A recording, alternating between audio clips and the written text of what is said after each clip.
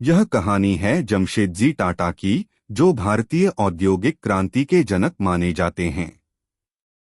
उनका जीवन संघर्षों, दूरदृष्टि और सेवा भावना का अद्भुत उदाहरण है। जमशेदजी का जन्म 3 मार्च 1839 को गुजरात के नवसारी में हुआ। एक पारसी परिवार में जन्मे जमशेदजी ने बचपन से ही कठिन परिस्थितियों का सामना किया। उनके पिता नुसरवानजी टाटा एक छोटे व्यापारी थे, जिन्होंने जमशेदजी को व्यापार की शुरुआती सीख दी। जमशेदजी ने मुंबई के एल्फिंस्टन कॉलेज से पढ़ाई की और स्नातक की उपाधि हासिल की। उस समय भारत अंग्रेजों के अधीन था और आर्थिक संसाधन भी पूरी तरह से उनके नियंत्रण में थे। जमशेदजी ने यह महसूस किया कि अगर भारत को अपनी स्वतंत्र पहचान बनानी है तो उसे उद्योगों में आत्मनिर्भर बनना होगा। अपने करियर की शुरुआत उन्होंने अपने पिता के साथ एक व्यापारी के रूप में की। उन्होंने चीन और जापान जैसे देशों की यात्रा की, जहां से उन्होंने व्यापार के आधुनिक तरीके सीखे। शुरुआती दौर में उन्हें कई कठिनाइयों का सामना करना पड़ा। अंग्रेजी शासन के कारण भारतीय व्यापारियों को कम महत्व दिया जाता था, लेकिन जमशेदजी ने हार नहीं मानी। उन्होंने एक अलग दृष्टिकोण के साथ काम करना शुरू किया। 1870 में उन्होंने मुंबई में एक कपड़ा मिल की स्थापना की। यह सिर्फ एक व्यवसाय नहीं था, बल्कि भारतीय उद्योग के लिए एक नई दिशा थी।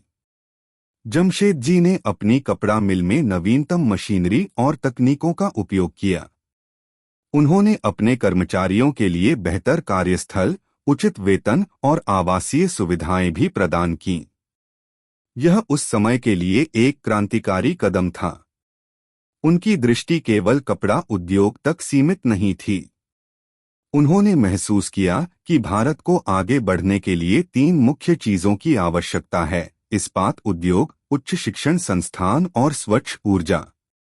इन सपनों को पूरा करने के लिए उन्होंने अपने जीवन भर काम किया।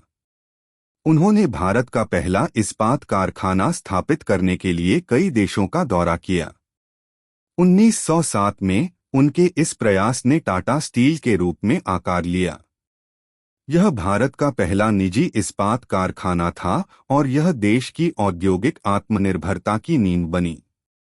जमशेदजी ने उच्च शिक्षा के महत्व को समझा और भारत में एक विश्वस्तरीय संस्थान स्थापित करने का सपना देखा। उनकी इस सोच ने Indian institute of science (IISc) का रूप लिया। हालांकि यह संस्थान उनके जीवनकाल में शुरू नहीं हो पाया, लेकिन उनकी दूरदृष्टि ने इसे संभव बनाया। इसके अलावा उन्होंने जल विद्युत ऊर्जा पर काम करना शुरू किया, जिससे भारत को सस्ती और स्वच्छ बिजली मिल सके। उनकी यह सोच आज भी प्रेरणादायक है। जमशेदजी ने हमेशा लोगों और पर्यावरण के बीच संतुलन बनाए रखने पर जोर दिया। हालांकि उनकी यात्रा आसान नहीं थी। उन्हें अपने इस्पात संयंत्र के लिए सरकारी अनुमति पाने में कठिनाइयों का सामना करना पड़ा। कई बार उनकी परियोजनाओं को रोकने की कोशिश की गई, लेकिन जमशेदजी ने अपनी दृढ़ता और दूरदर्शिता से हर बाधा को पार किया। उनकी मृत्यु 1904 में हुई, लेकिन उनके सपने और उनके द्वारा स्थापित किए गए मूल्य आज भी टाटा समूह के हर पहलू में जीवित हैं। टाटा स्टील, IISc और टाटा समूह की अन्य कंपनियां उनके विचारों का प्रतीक हैं। जमशेदजी टाटा की कहानी यह सिखाती है कि एक व्यक्ति की सोच, समर्पण और मेहनत कैसे पूरे देश को बदल सकती है। उन्होंने अपने जीवन में केवल अपने लिए नहीं, बल्कि समाज और देश के लिए काम किया।